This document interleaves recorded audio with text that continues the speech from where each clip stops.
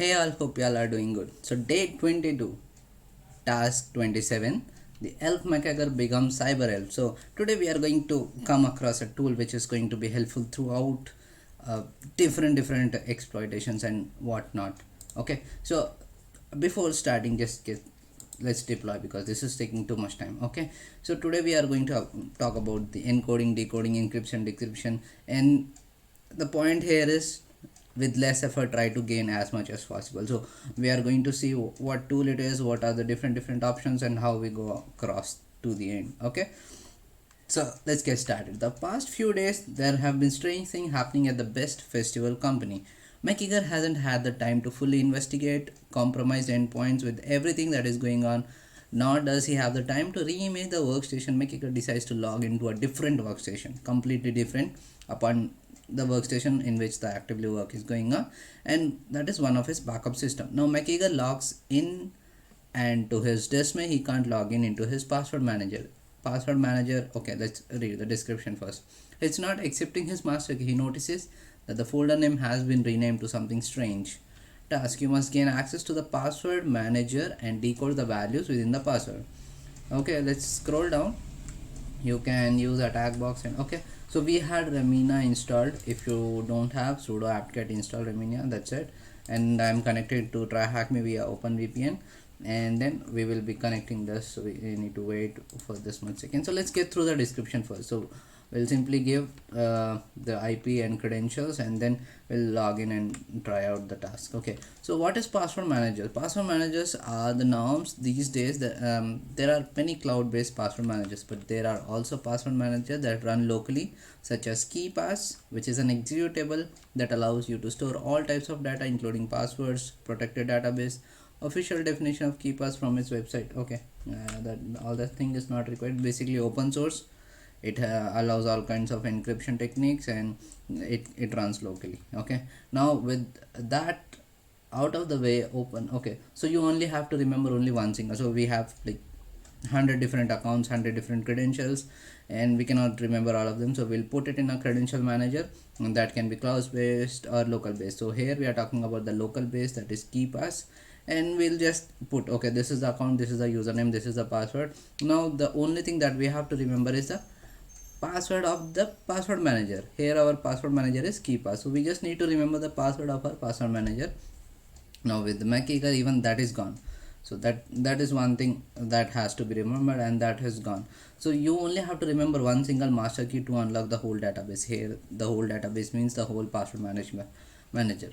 Now with that out of the way, open the strange looking folder name on the desktop and run KeePass. So you will be prompted to, okay, let's try to connect first, and then we'll follow this description along with that. Okay, so what is the IP address? Yeah, there it is. And what is the credential? Administrator. Okay, let's first open this, copy this, remain, open, and cancel. Simply give the IP address and enter. Now we will be prompted for the credentials. Yes, I accept the certificate, and username is administrator, and password is, oh my bad, one second, and then password is SN0WF exclamation, capital F exclamation, AKES triple exclamation, and that's it. Snowflakes. Please get connected. This is acting very strangely. Like even in the previous lab when we are connecting to RDP, there was too much latency. Okay, let's wait for cannot connect to this. Close. Why? Let's try it again, or maybe we can wait for 2 minutes, and then I can resume, because it might be possibility that it is not deployed properly. So let's open. Let's try once again. So this is Romania, and it's 10.10.69104. Yes, and let's give credential once again, copy. Connecting. I don't know why it takes so much time. And this, copy this complete thing, snowflakes, and let's see if it is copied properly or not. Yes, it is copied. So let's delete this and paste it. Okay, connecting. Okay, yes, now it is connected. So that's excellent. So let's scroll down and where we were. So we simply need to, okay, looking back at the folder name, okay, you will be prompt now with that out of the open the strange looking folder on the desktop to run KeePass. You will be prompted to enter the master key password. If you enter this, you will see a message stating that key is invalid. Let's do that. So this, let's maximize this and the resolution change accordingly.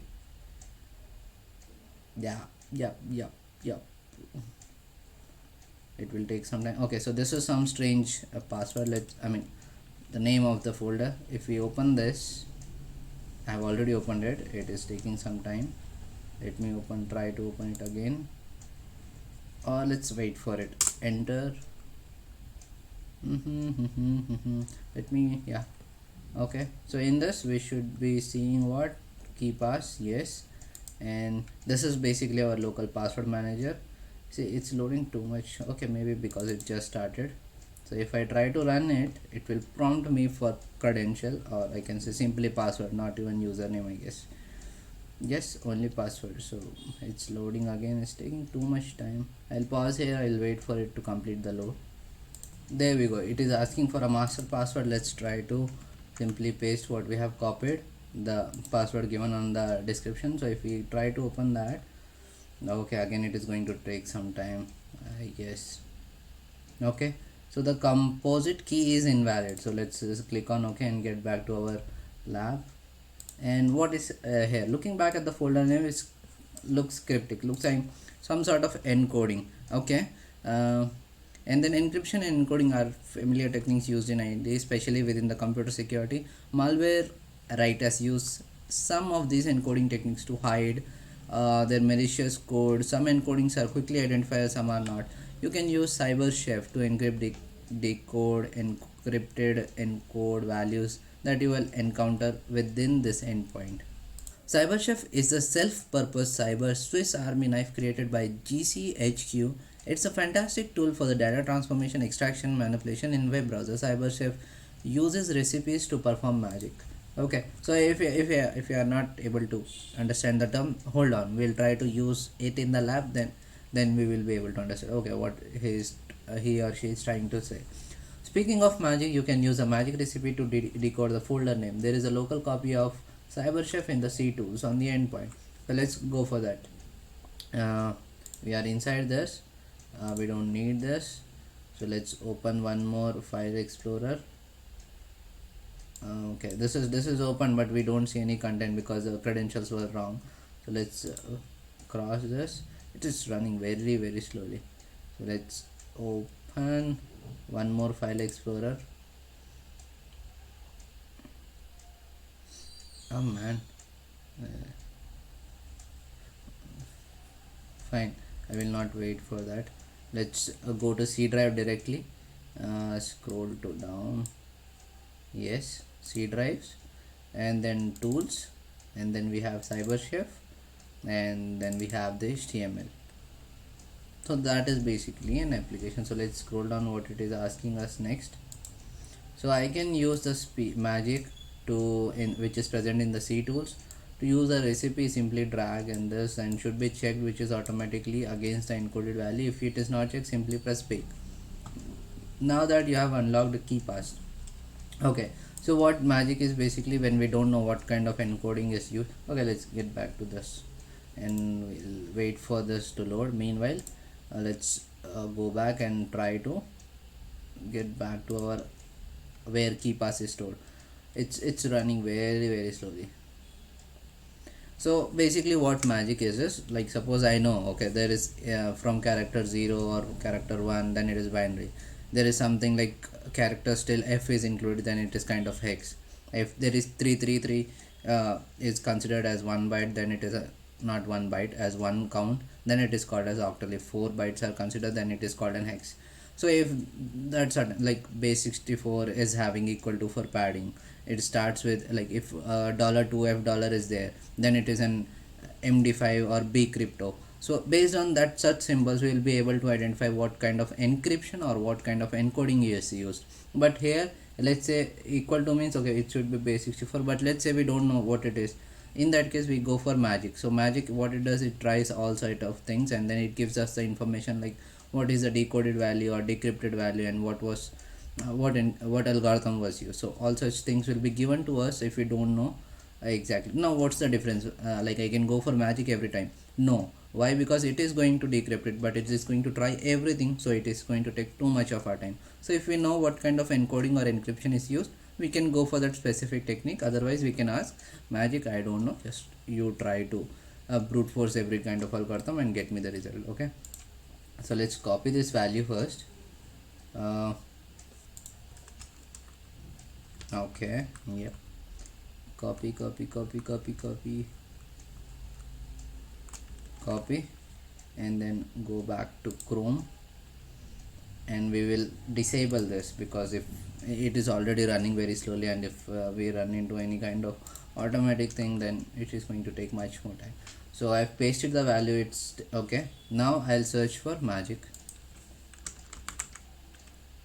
Okay, I have typed it already. Now it is going to take its own time. Let's wait for some more time, or yeah, let's wait. I've already typed it out. Yes, you can see. So we simply need to hold that and drop into the recipe. Once we enter what all the recipes we want. Now here the beautiful thing is, first like suppose there are 10 encryption, one over the other, one over the other. So I can say okay, first decrypt with this, then decrypt with this. Like that I can put drag and drop 10 kind of algorithms, and that's how the sequence is followed. So now I have dragged and dropped, I don't know why it is okay. I have taken it, I have holded it, and I'm leaving it in the recipe. Okay, now I have the value, I have the encryption thing. Now I'll simply click on bake. Okay, so it will take some time, I guess. Now whatever we are going to get, that is going to be our the credential for the password manager, the key pass. So I'm going to pause it here because it is again going to take some time. It's not going to take too much of time, but because the machine is slow. Oh, okay, yeah, we got it. So it's okay, it's the Grinch was here is the result, and we can see it's from base 64. So that's how we are getting some metadata like what is the algorithm behind that kind of encoding. So let's go back to our no, hold on, let's go back to our TryHackMe. And what is the password of the keybase database is this, the folder name decrypted. Okay, now what was the encoding method used? It's base 64. Submit it. If I scroll down, what is the password value of ELF server? Now where is this ELF server? We did not come across anything, right? So what we can do is we can minimize this and we can open our folder, and let's open KeePass now since we have what happened. Open this file explorer. Okay, now open the KeePass. Yeah. Oh, get started, man. Okay, I again pause here, I want it to start. So there we go. Now let's enter password, and if I like show password, I can see here now. Okay, now the dialog box should get open, like since I entered correct panel. Now I can see what all things I have, right? Previously when I entered wrong credential, it was simply showing me the empty thing. Now we have to search for the ELF server. So first is here, then I have Windows, then I have network. In that I can see ELF. Okay, so let me just double click on this and we'll get the complete data about what is this record. And here if we see what is the password, so it's some value, and it is telling extra step to decrypt. So from this I can enumerate that okay, it is something to do with the hex, and I can also see the values. It's from all the way from 1 to E. So I can say that it is encoded in hex. So I can either use this cyber shelf, or I can simply google it that decode the hex value. So let's go with this. So I want to delete this, the recipe that is called magic, and I want to decode this, and I'll search for hex. So now I want to encode this or decode it. What options I will get? Based on that I will drag and drop in the recipe and we'll start the bake. Okay, yeah, it's from hex. So I have just folded it and I'm going to leave it on the recipe. And yes, there we go, auto delimiter. Okay, yeah, now I'll click on bake and we should get the credential of the elf server. This loading thing, okay, I hope you are not able to see. Now you are able to see, right? So that loading thing is kind of attacking. I think we have seen it in some movie, Battleship. That, I think it's from there.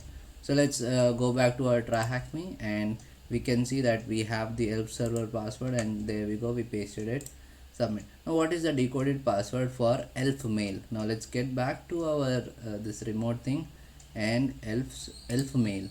So let's open the KeePass and close this, we don't need this anymore, and email. So here I can see something for elf mail. Double click on this and there we go, there is the password. Now okay, this is again some kind of encodings, and the notes is given that it is entities. So let's simply go to this. So entities is related to HTML. Okay, it's like okay, these tags will be combined to get one entity. It's not exactly like the class of Java.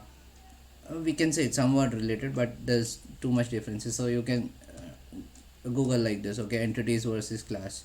Though both are like, even the definition of class is like it's a real world entities, but there is a difference. So for now, let's stick to this from HTML entity. I simply dragged it and I'm dropping here. Now if I don't delete hex, it is going to do a hex encoding, and then it is going to do the entity decoding. So I'm going to delete this, and okay, maybe it deleted all. Yeah, from HTML entity, it means it's going to decode. To HTML means encode. Okay, so let me paste the value here. And bake it. So make sure the auto bake is disabled, otherwise it is going to, every time you are going to change the value, it is going to start the operations, and again unnecessary delays. So we need to wait for some time, maybe baking input one. This logo, definitely it is from Battleship, and that alien is trying to attack, right? Yeah, I'll pause here again. I need to see the output, or like it is going to take some time. There I go. So I can see something called ice is skating with an exclamation. uh, what happened, boss? Copied and go to try hack me, and yes, we decoded its value. Now submit it. Let's see the hint as well. So the clue entities look under the data format. Yeah, that left panel. Decode the last encoded value. What is the flag? Okay. So let's get back to our this and KeePass. What? Yeah, there we go. Simply cancel. And home banking, do we have anything? No. The last one is this, and here we see a super admin and some password. Okay, now let's see what is the password. Nothing here. Okay, now it seems to be like evaluate string from character code, and this is like the format of JavaScript. Though we have similar kind of thing in Java, but this is a JavaScript. So let's copy this, and again this seems to be similar to that of HTTP entity that we have previously seen, but here it is like clearly saying from character code. It means it should be definitely in alphabets, the ASCII values of alphabet. So it's like capital, then different range, small, then different range, but it should be within that range. That's why this function will work. So it's from character code. And what else? Let's scroll down to the bottom. Yeah, that's it. And super admin, yeah, that's it. Expires this. Okay, now let's close this, and we'll go back here and just delete this everything. Now we'll say this. Now it is character code, so do we have anything related to character code? Yeah, from char code I will simply drag and drop into the recipe, and I'll say bake. Okay, it is giving me some gibberish value. Let's go back to our try hack me and use the hint. So it says from character code, yes, recipe twice. Okay, yeah, that is something which we might not have identified. And the comma is the delimiter and the base is 10. Okay, so this is some default settings that we are getting in the the encoding or whatever recipe we are selecting, and these are some tweaking parameters. So comma is a delimiter and base of 10. So let's go back to our this. The delimiter is comma and base is 10. So let me write 10. So here I can either put this from char code twice, or either let's bake it and try to see what is the value we are getting. And then okay, so we see there is something like document.create element script true something, and there is like from char code again. Okay, there is again from char code something like that. So we can either like just copy and try this again, or we can simply drag and drop again. So I have dragged it and I'm dropping it, so we should get the parameters again. Yeah, so delimiter is comma and base is 10. So yeah, based on this, like again we are getting some character encoding in the ASCII value. We could have gone twice, but it's good that we have seen the hint. Now we clicked on bake. Now you see it happened twice. Now we can see this is some URL. So let's do, dot is not required. Let's minimize this and go to the URL copied. Okay, just gist.github.com heaven Reza, and some repository seems the garbage value. Okay, let's wait for this. Okay, so there is seems to be some flag. Again, the flag is starting from THM. That's the clue that we have used in previous lab. Yeah, we are good here. Submit it. Oh, okay, that was a good lab. So here we have seen that if we are stuck in finding out what is the encoding or decoding or what is the algorithm behind the value, we can definitely go for magic. The only trade-off is it is going to take much more time comparatively when we know what type of algorithm is used behind the value. So that's all about the day 22 elf McGregor become the cyber elf, and we have two more labs left and we are good with the streak. Then followed by which we are going to get the summary of each objective tool, and the way we then it's like a one liner or two liner, and the summarization of all the labs, and followed by which we are going to have a playlist on CV and the networking, which will consider topics ranging from the IP address in depth to IPv6 and networking models and various other only networking concepts. Okay, so that is going to be useful for the cyber security, for the gate preparation, and for many other stuff. Like for sure that is going to be beneficial for all. So stay tuned for that, and if you like my explanation, please do subscribe, click on notification bell, and share with people who are new into this domain and who are interested. Okay, so that's all for today. If you have any suggestion, if you have anything to say with respect to the explanation, or any tips and tricks, or anything that you have come across, and like there is something unique or something you want to share, just mention that in the comment section and practice as much as possible. All the best. Thank you.